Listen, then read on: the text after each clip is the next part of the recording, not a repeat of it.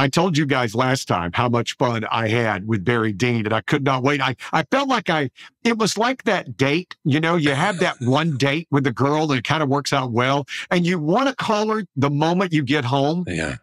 But you know that's not the way to play it. And like, you know, I got off when the last podcast, and my wife, who you know, my wife knew Barry before I knew him.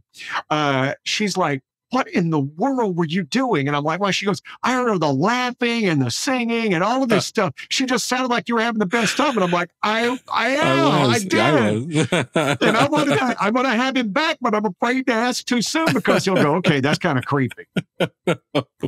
That's great. I felt the same way. Jim was like, let's work, huh? And I was like, yeah, it's my favorite part of it. That's my favorite part. Because I just had so much fun. Because first of all, you and I grew up in the same era, and we had such a affinity for the history of country music. And that's when I found out. I was like, because, you know, I couldn't stop talking about it for like a day. And awesome. I told my wife, I was like, yeah. And then we found out that we loved this song, and then this song we loved, and then this person, you know, and this singer, and we just had all these different things, and be like, okay, well, doing it now and now. And that's what I just enjoyed the whole time. You know, I've been similar. It was such a good time. You know, you have been nominated for a Grammy. What are the Grammys like? Going to them? I didn't have red plastic overalls to wear. Oh, like you didn't do the whole satanic thing with, you know, and the Sam Smith. He looks like a happy young man. Yes, it seems like he's. I mean, he has this big tent, and then all of a sudden he has this very narrow cast, and he dances a lot about like me. It appears, you know. So I think they were like, just stand here, everyone will dance around you. They do that for me, you know. You just sit it's the there, old Carrie Underwood thing, right?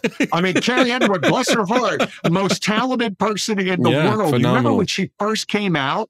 She would literally just stand in the middle of the stage. In the big dress. And that's all she knew to do. And then they started figuring out, well, we'll bring people on to move around you. And now, finally, she's figured out once she gets done with her workout, because Carrie Underwood never skips leg day. No. She released what she eats for dinner on show days, which is 2 eggs, a half an avocado, a handful of vegetables, and hummus. Yeah, that'd get me started. Oh, no, if you were in solitary confinement and that's what they fed you, wouldn't you be like, oh, just kill me. Just go ahead. Just kill me. But that's the price they're willing to pay, right? But Carrie has learned how to move a little bit. She's still not the best dancer, but she's kind of figured out how to move a little bit. Yeah, she does. Anyway, she has a show that way. Yeah, no, the Grammys. We were Diamond Rings, and we were nominated. Tim McGraw wasn't there. He wasn't there, and we knew that. So we kind of had a sense of where our fate was headed. And we were nominated against Lori McKenna. That's when she won her first Song of the Year Grammy. And she's one of our best friends. And so when we got there, we all stayed in the same group of suites. You know, we all were hanging out. And that morning, I gave her a picture of Bruce Springsteen and Clarence Clemens holding hands on stage, spinning around in a circle. And I'd written on the glass, this guy, the guy in the red satin suit playing saxophone, this guy's me. And then I pointed an arrow to her as Bruce and said, this one is you.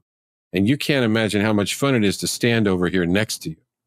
And so, so we go to the Grammys. We're all together. We're having a great time. And then there was a moment where Luke and Beth and Jen and I, our seats were this way, and Lori's seats were down this way by Adele, and ours were up here by the accountants from Deloitte and Touche. And so, you know, very nice folks. We enjoyed meeting them.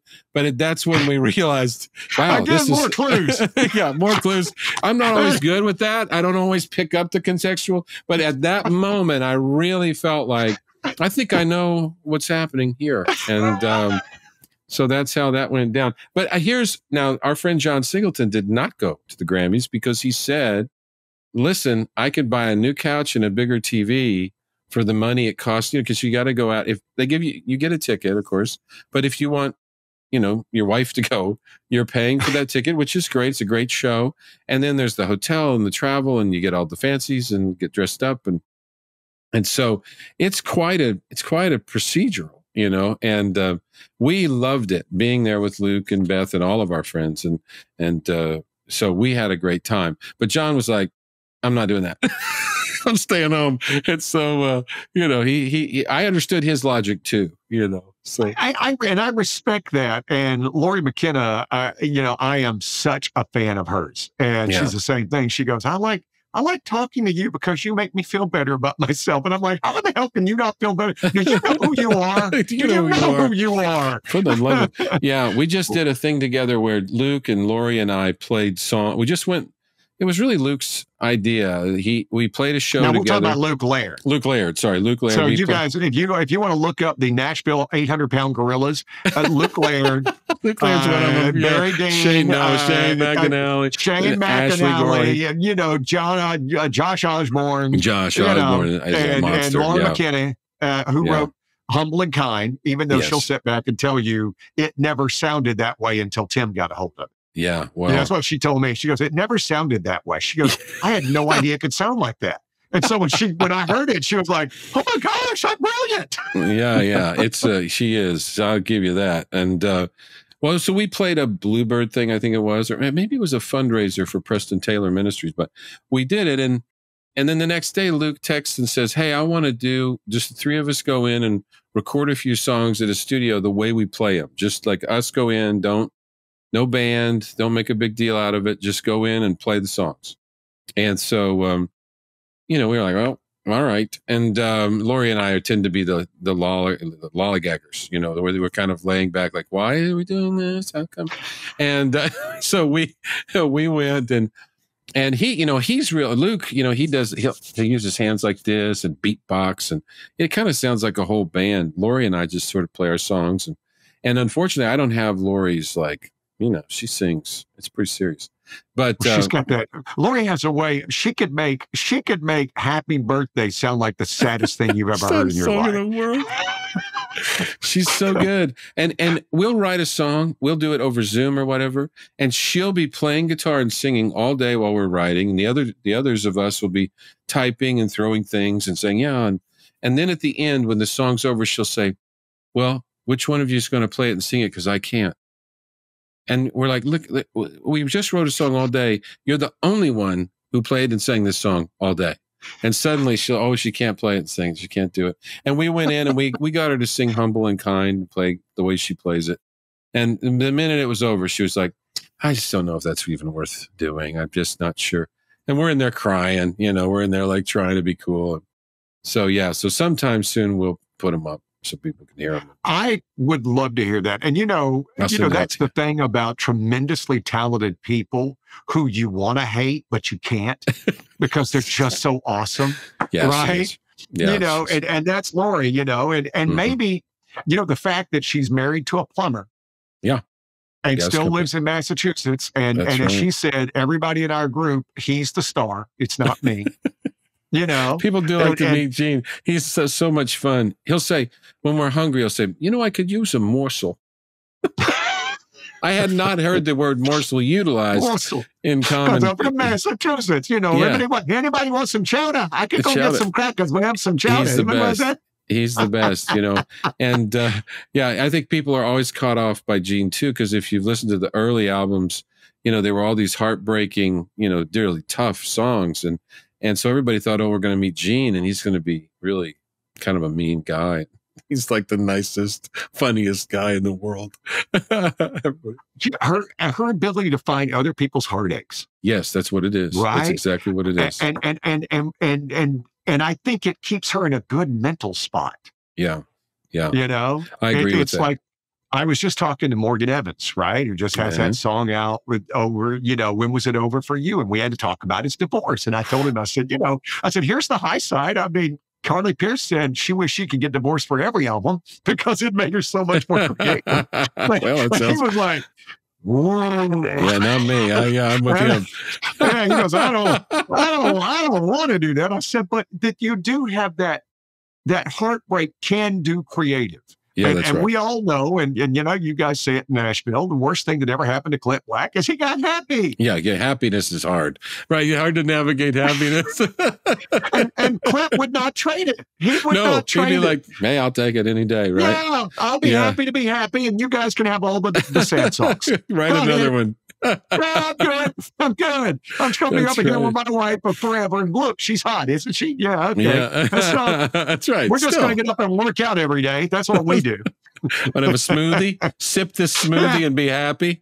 Play a little golf, and then comment on how much Carrie Underwood eats. Oh my gosh, 2 eggs? 2 eggs. What? Okay, cheat day. Cheat day. Yeah, those are not fried eggs either. I'll tell you that. So and that's the thing. It's the commitment they have because they're like athletes now, right? Yeah. I mean, they are. They don't just go out there. There's no more Lynn Dawson smoking at halftime during the Super Bowl. No, can't do it. You can look that picture up, kids. Lynn Dawson had a Coke and a cigarette at a halftime of a Super Bowl. Yeah, that's right. And no one was judging him, by the way. No, because those guys were drinking beer. Everybody else is drinking beer. So and I step back to this day. I mean, I didn't think it was weird up until about 25 years ago. When I first saw that picture, I'm like, well, he's a grown man. Of course, that's what he does. Tough dude, right? That's what they were.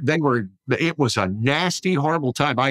One of my favorite players, I got a chance to know him because he lived in the Bay Area. Joe Kapp, quarterback for the New England Patriots, back when they had the world's best uniforms, and he also did Minnesota Vikings. And he would always see me, and we got to know each other, and he'd always go, "Hey, Mr. DJ," right? Because Joe, you wouldn't know a name like Joe Kapp was Hispanic, right? Oh, wow. So he'd always go like, "Hey, Mr. DJ, gonna," And I asked him one time, I'm like, "I loved you. I fell in love with you when you played for the Patriots." And he goes, "Oh, I hated that team." I said, "Why did you hate him?" He goes, "We didn't have a locker room. We had a big room where you had to come in and throw your clothes on the floor. You didn't have a locker. You threw your clothes on the floor. You'd go out and you'd play the game. And then when you came back after the game, we were owned by a beer company. They would sell you a cup of beer for a quarter. The players. They would sell you a cup of beer. That's so and he goes, brutal. so I told my agent, get me the heck out of here. And he goes, my agent came back and said, I think I can get you a gig in Minnesota, but I mean, it's 20 below zero. And he goes, don't care. Don't care. Free beer, please. I'm on my way. but now, these singers, they realize I mean, when Charles Kelly goes into rehab, that's a big deal because it doesn't happen. That's right. It doesn't happen because these guys are so, and girls, let me not make this a sexist thing. These are all artists and performers who really watch what they do and how they do it. It's not the Johnny and June way or Waylon and Willie way. Well, and I think especially you think of somebody like Carrie. Her singing is really it's incredible. It's amazing. Everybody respects that. But it is also physically quite a feat. I mean, she's like a major league pitcher. You have to sort of count the pitches and give them the right amount of rest. And I don't know. I've never known of her being particular that way. When I've been around her, she's never been like, oh. But I know they have to be going. I mean, there was that one tour. She has that song, I Know You Won't, that Neil Thrasher and Wendell wrote, and I think Steve McEwen. And it's the whole circus. I mean, it's all of the hard things to do as a singer, and it's beautiful, and it's a heartbreaking song. And I remember seeing her on one tour sing it as like the fourth song, sitting on the corner of the stage. And for most people, that would have been the memory in Cats, the big moment. We've been working to this all night. And she's just warming up here, right? She's just warming up with this little number. The only other guy I can think of, like Tony Bennett's the same way. We feel like his first 2 songs are harder than most other people's songs. And he also doesn't look like that's hard at all. He's just doing that. Mike goes out, he'll fill the arena. I've seen him do it before he passed away. I saw him maybe 10 years before he died, here in Nashville at a big venue. And he just had him turn the sound off and sang a whole song with no mics. And it was what? And those guys, I remember, because I love playing golf, and I remember watching this interview with Payne Stewart, right? If you remember the late Payne Stewart, he just had this beautiful golf swing that looked like it had no effort in it whatsoever. Mm-hmm. And I remember him giving this interview going, it looks like I'm not swinging hard, but I'm swinging with everything that I have. Yeah. I'm not just trying to put the ball on the club on the ball. I'm trying to hit the ball. Yeah, and those guys who make it look easy, I love it when other artists are blown away. My favorite award show moment from like the CMAs or ACMs, I don't know which is which, because screw you for using the same damn letters for both your award shows. What are you doing to me? Screw you. I hate you all. That's what I hate. But I remember when Carrie Underwood was singing Cry Pretty. Oh, yeah. Right? Mm-hmm. And she's singing Cry Pretty. And they show in the audience, they show Cassidy Pope and somebody else. And they're watching her, and Carrie starts going down, just hitting those notes that nobody hits. Yeah. And Cassidy Pope, who has a voice. Yeah, she does. Yeah. She has a voice. You see her go like that. Yeah. Like, oh my God, who is this woman? Yeah. How does she do that? It's one thing to impress me because you've heard the top of my range. It's right here. I'm giving that to you right now. Yeah. The top of my range right here. But Cassidy Pope going, no, I can hit these notes. No, I can't. No, I can't hit those notes. Yeah. Those are amazing. It's surreal. I love all those moments when you hear like somebody. I'm thinking of when being with some friends when we heard Eric Church do a new song, and you're just like, he is so good at writing songs. Or when Carrie's singing, or when Charles Kelly opens his mouth. You mentioned Charles Kelly, and I was thinking, first time you write with Charles Kelly, one of the things that shocks you so much is that's just how he sounds. I mean, he opens his mouth and sings, and that voice is, and again, it doesn't appear that he is struggling or doing, and so I could spend all day working to try to sound that cool. And it's never, I mean, I have a little note here. I should just put it in brass. That's not going to happen. You will not get to sound like Charles Kelly. It's not going to happen. And, but it's his natural, it's in him. It's just his thing. And it's just, incredible. That's my favorite part. Like you're saying, of those award shows. I kind of like that movie one where they're all having dinner, kind of looks like, and they're in tables. Normally it was Ricky Gervais hosted it. Oh, it was the Golden Globes. Yeah, and we're not sure how those are voted for, but I think is the problem. Yeah, but, we hate them for a year, and now all of a sudden it's okay. Let's go back and get drunk. It's okay. It's all good. But I like that room because they're always talking to each other during the breaks, and they won't be quiet. My favorite, I just wish you could select to watch the crowd the whole time. I don't have any interest in stage. I just want to watch all those people working the room and their interactions. That's the part I'm most interested in. It wasn't that the cool thing when they did the award show during COVID and they made it very small and it was like the Golden Globes. Yes. And you remember that's when you fell in love with Luke Combs' wife. Because you realized how much she loves him. And how she is truly his biggest fan. And if the career went away tomorrow, she wouldn't. She's with him. Yeah, she's with him. She is with him. I am all in on that guy. I felt the same way watching that. We haven't talked about this, but when we watched it, I thought, I love this. And I had met her once in passing, but watching that show, you went, it was a beautiful thing to watch. It really was. Yeah, because she just... it's like I was telling you the other day when they asked Luke Combs, did you ever think you'd be this big of a star at the Grammys? And my point is, why they did that? Because that's a question they would never ask Maren Morris. They would never ask Charles Kelly. They would never ask, somebody who's beautiful. Yeah. But they asked Luke Combs that because in the world of the Grammys, you don't get to be a star and look like that. Wait a minute. What? Yeah. Yeah. Mm-hmm. And so it's wonderful that this kid is so talented, but he found a woman who loves his talent and more importantly, loves him. Yeah, that's right. That's right. I think that's absolutely true. And it's just, it's fun to be there. And I love that. Just the dynamics. Isn't it funny? Lady A, because we've known them forever, right? I think we were the first radio station to play their song in America. I really do. That's cool. And we've been with them.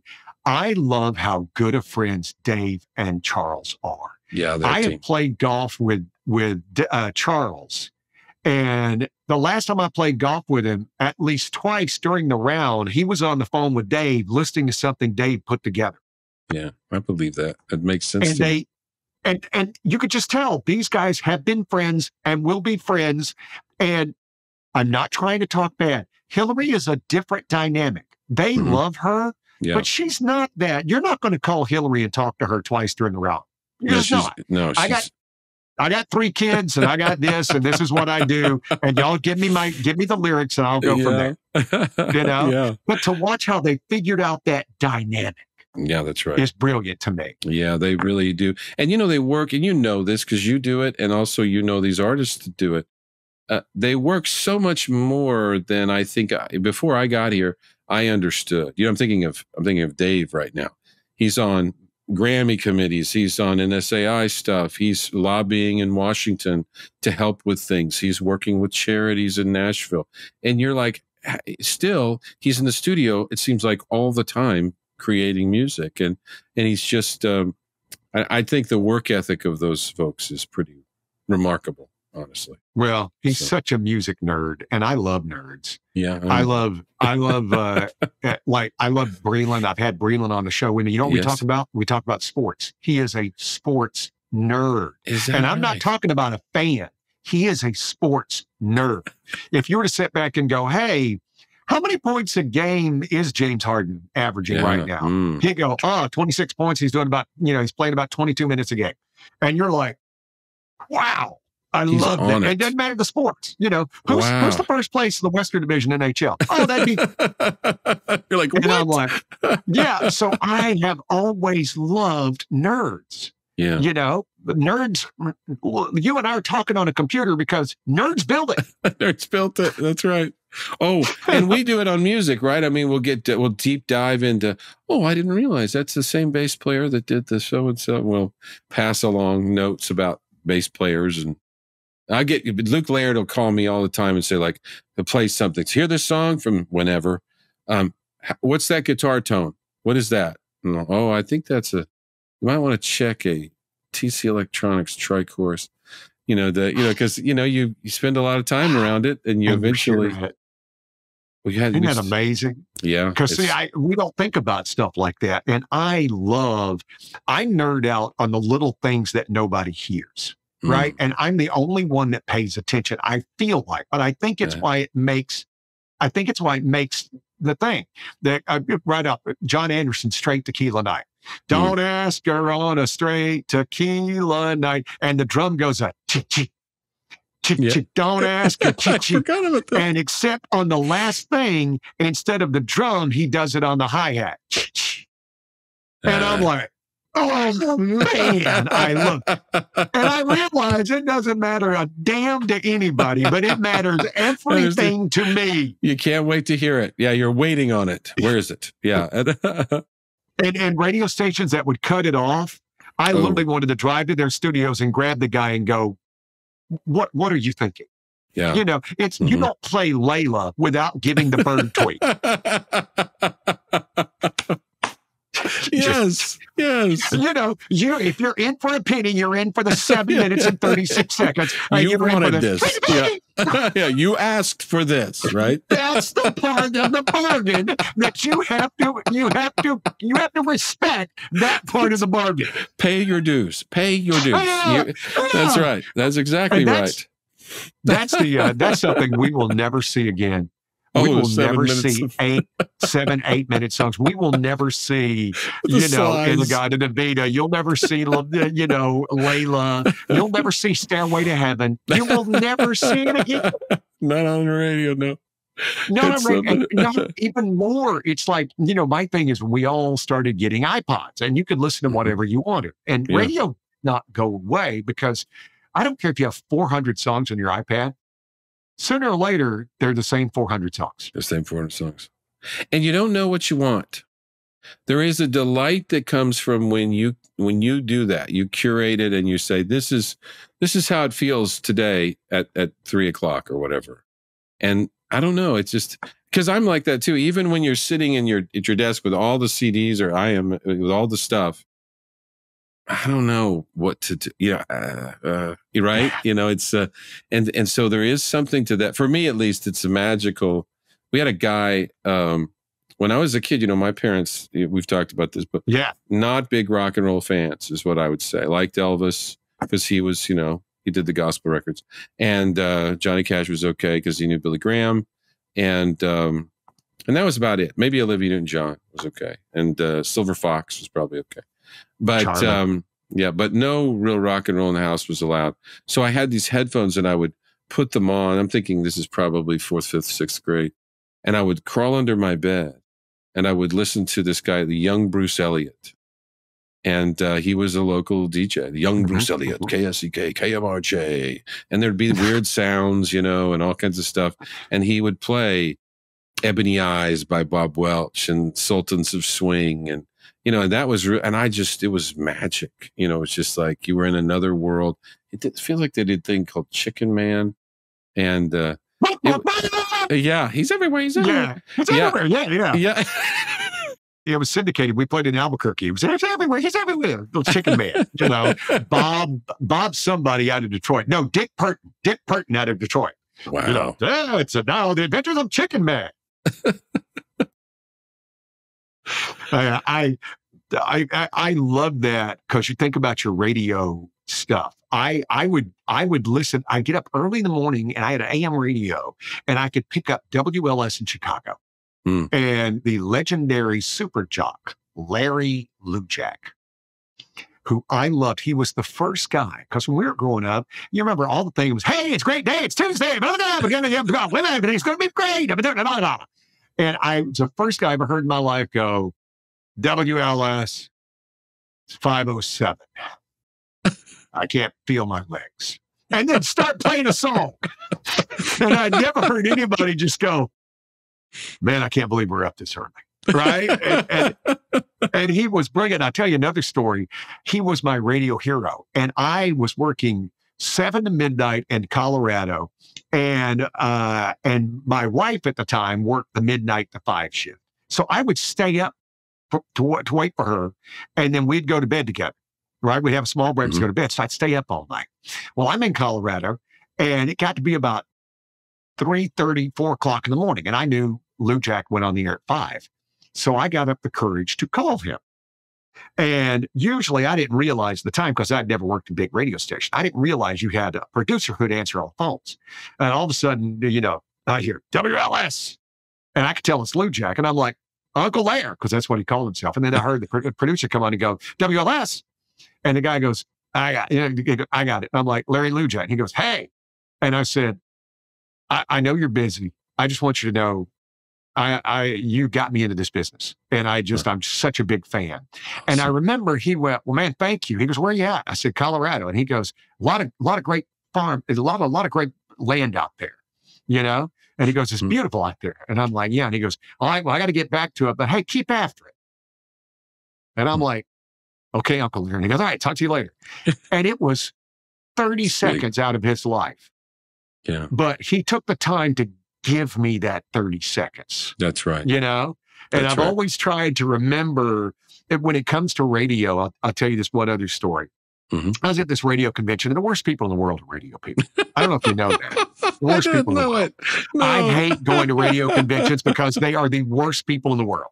And I'd gone to this thing, and there were all these people at the time. This was back in the 90s or the early 2000s. Early 2000s. And all these guys just wanted to be on TV. Everybody was on radio, just wanted to get on TV. And really, they talked about radio with disdain. And I told the story. I said, I was on the air one day and this kid called and he goes, hey, can you play so-and-so? And it sounded weird. And I'm like, where are you calling from? He goes, I can't tell you. I'm like, okay, all right.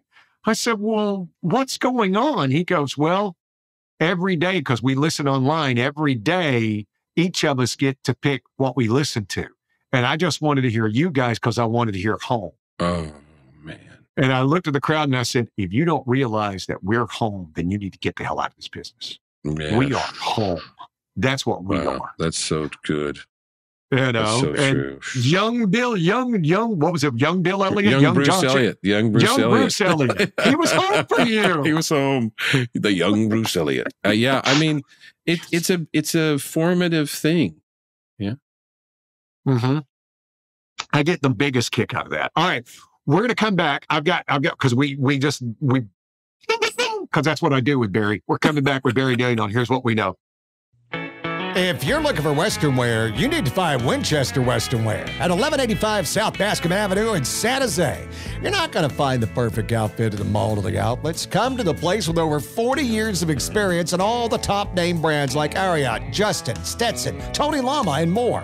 When you go to the great country shows at Shoreline, SAP, Club Rodeo, or Clola Shans, you'll be looking your best, from boots to hats to everything in between, with a knowledgeable staff that'll make the entire experience a fun one.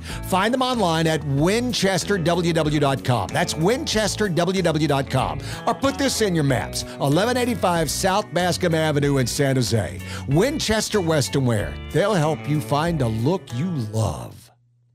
Hey, I come up with a name. I last time I told you who I thought was underrated. Remember, I told you B.J. Thomas was underrated. That's a great name. Mm-hmm. B.J. Thomas, who I thought was an underrated singer. Just brilliant singer.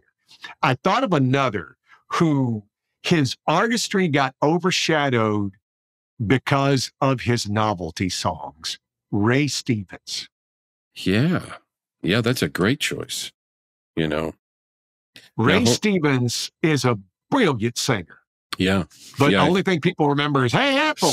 Hey, Ethel, don't look. Yeah, or the high dive with the Shriners and the, yeah. When I first signed it over at BMG, they were telling me that there was a publisher who would say to his interns, when I say, hey, I mean you. You don't have to say anything. Just get over here. So I don't know your name, and I don't need to. Don't need to know your name.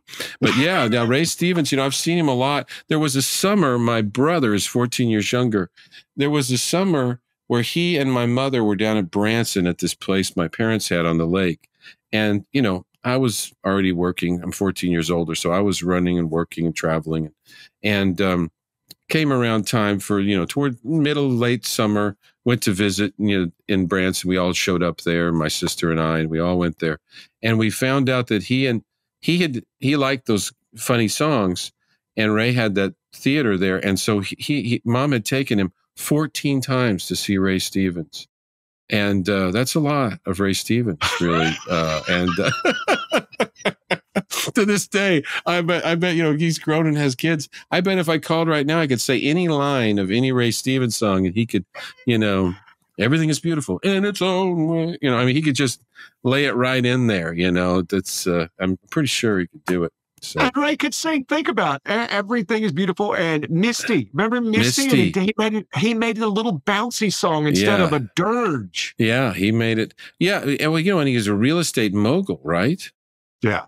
Isn't that right? I mean, yeah, he's still alive. I remember, isn't he still alive? Yeah, he's in his late 80s. Yeah, he's got his theater now here in Nashville called the Cabaret. And yeah, and he has. Here's what I've heard about him. I heard that he bought an enormous amount of real estate in Music Row before it really blossomed. And so he had his Ray Stevens headquarters down in Music Row, and they just sold that whole kind of almost a whole block that I think was his. And I know in Branson, he bought lots of real estate. His manager, I was told, was Andy Williams' brother from the Williams Brothers. Wow. And so he went there, and the first season he played at Roy Clark's theater, and then after that he built a theater. Then he'd he'll build another one, and Mel Tillis would take over that theater, and then he'd build another one, and Shoji Tabuchi or whoever, I can't remember all the people, but he was building theaters and ended up owning a lot of real estate. And the restaurants. God, I hate smart, rich people. Smart, rich people, right? He's just, I've seen him once there's a steakhouse here called Sperry's, and I saw him once, but I couldn't walk up and talk to him, but I wanted to go up and just go, man. But it was. Do you know how burned you are into my brother's brain?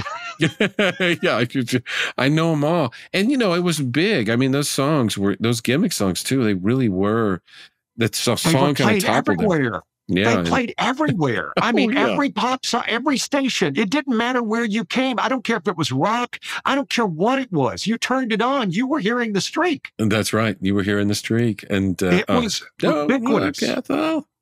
Yeah. And I always loved that fact that he, and again, I always said Misty because at the time Misty had always been, look at me, I'm his help. All of a sudden he takes a banjo and it's ding, ding, ding, ding, ding, ding, ding. And I'm like, wow, I love that. By the same token, I was going to bounce this off from you. Isn't it amazing that nobody ever slowed down Sleeping Single in a double bed? Why? Right. I mean, because it's really a tragic song. Wouldn't you love to hear? I would love to hear Carly Pearce sing "Sleeping Single" in a double bed, slowed down. Or I would love that. That would be powerful. I would love that. I heard, the song "How Long Gone Are You Going to Be?" Right, Brooks and Dunn. Oh yeah, the Brooks and Dunn thing. One night I was at the Bluebird, and John Scott Sherrill, who wrote on that song, he showed up. It was late. It was closing in on midnight, and he probably sipping something. I'm not sure. It's just, he was wearing a little white seersucker looking outfit. And he, had that beard and the long hair and his hat. And he sang "How Long Gone Are You Going to Be" as a ballad. And it was the saddest song it was so brutal and wonderful. It was just, I always heard Brooks and Dunn, cowbell, all that, right? But he did it as a ballad one night. And it was like, so it's the same way I think Sleeping Single would kill. I mean, yeah, it's those things that you don't think about. Like, I would love to have heard that. How long gone are you going to be? Because it's a funny little question until you slow it down. And then it's like, that's right. Oh my, it's like Ryan Hurd told the story about, what's the song he wrote for Lady A? I can't remember. It's, you got the memory, but I don't. But remember, he sat back and he said the first time he played it for his mother, and his mother said, "Oh, I gotta this guy." I was thinking about, because that's what we did last time. We're talking about who you'd love to hear stuff, and I sat back and did this. Wouldn't you love? How could the fact that I don't take songs that have been remade, right? Mm-hmm, so, but I can't believe nobody's ever had a hit again with "Help Me Make It Through the Night." Is that right? That's right. How not? Wouldn't you love? Yeah. I would love to hear Lainey Wilson sing "Help Me Make It Through the Night." She could kill that. Oh my gosh. I know. Yeah. And so I'm like, wouldn't you love to hear Stapleton sing "Wichita Lineman"? Yes, I would. By the way, Grammys, did he crush that? I mean, I'll say this: if you walk him out and ask him to sing a song, he's going to steal that show every single time. It's going to happen.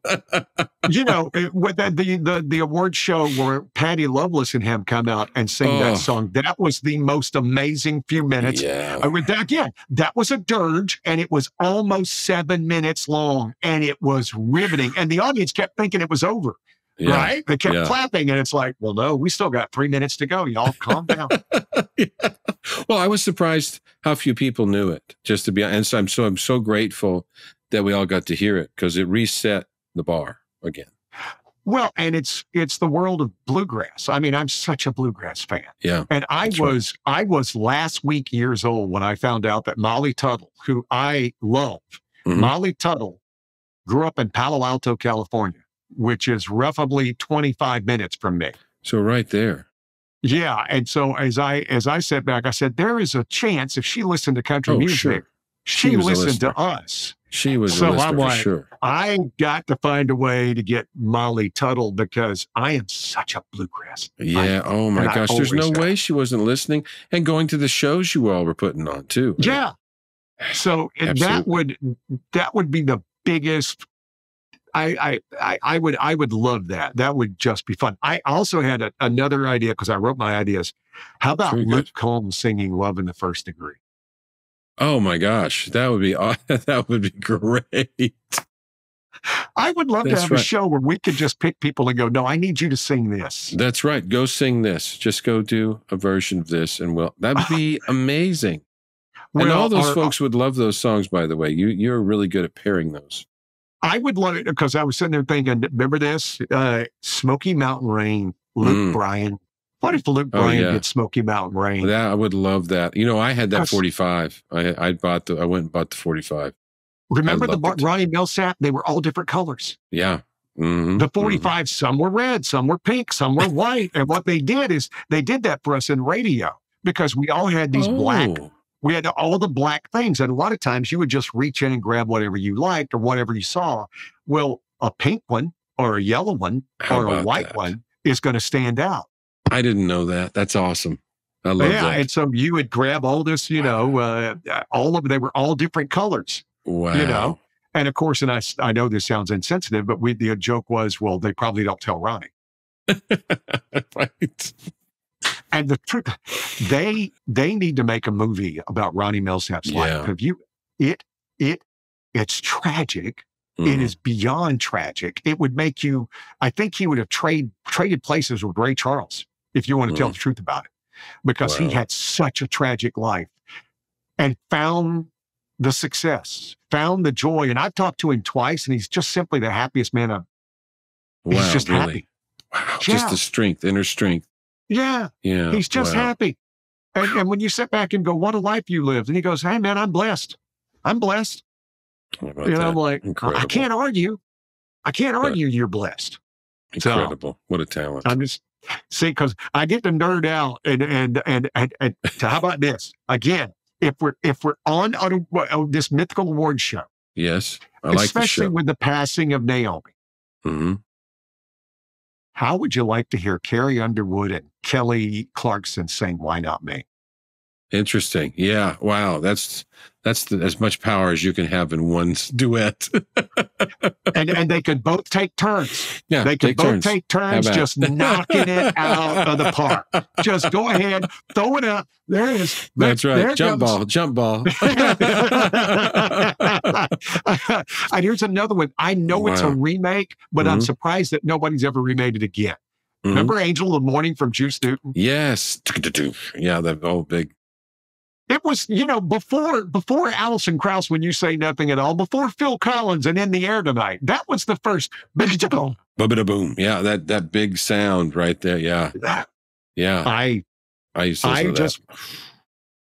Yeah, Juice Newton, and she disappeared for the longest time. Yeah, and she was in a moment, right? Like she was massive, and then she was kind of gone, playing with the Queen of Hearts and all the stuff, and then she disappeared, and I kind of searched for her. You know where she is? No, I want to know. Los Angeles, and the reason I found it is because somebody found her. She played at a coffee shop because I guess she took care of her money.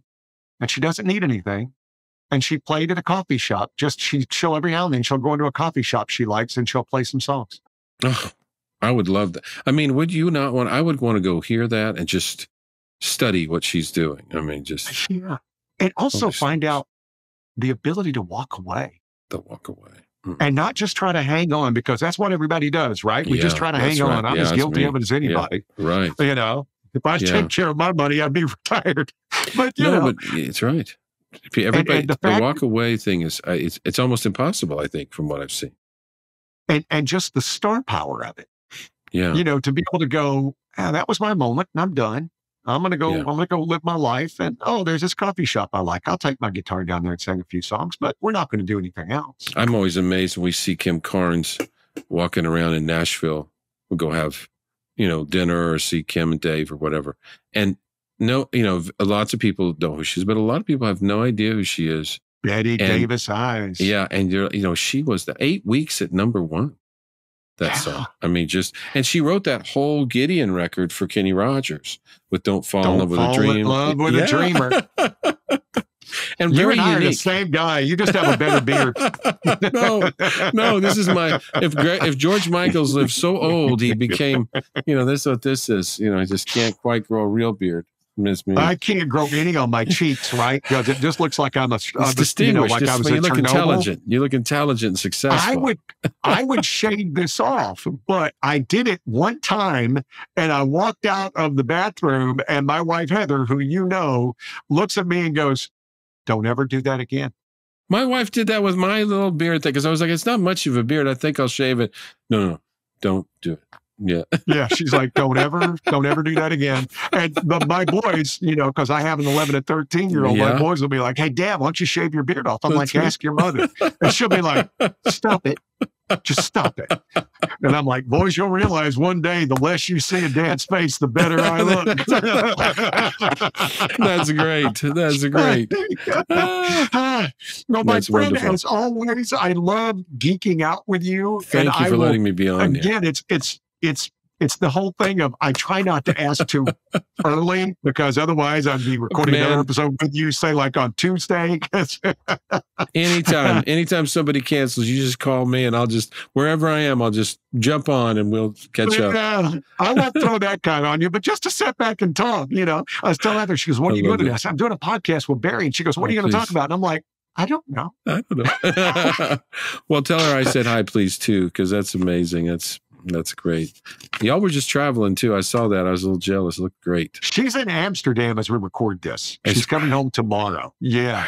Which is tough because it's a 9-hour difference. So, it's a mom not being able to talk to her kids. So she calls at 6:45 in the morning, which is in the afternoon. And then she'll stay up till midnight so she can say hi to them at 3:00 when they get out of school. Wow, that's so thoughtful. And I'm like, incredible. And so I told the kids, because Mom comes home tomorrow as we record this. She doesn't get home till tomorrow night. And I said, all right, here's the deal. Because you guys have never been old enough to understand how this works. Mom gets home. We're going to say, yay, we love you. Yay. And we're going to feed her. And then we're going to put her straight to bed. And we're going to be really quiet. We're going to be really quiet. So quiet. Barry, my friend, thank you. Oh, it was great to see you. Oh, my gosh. Take care, all right? And anytime. Thanks. It's an honor to be on here. Love it.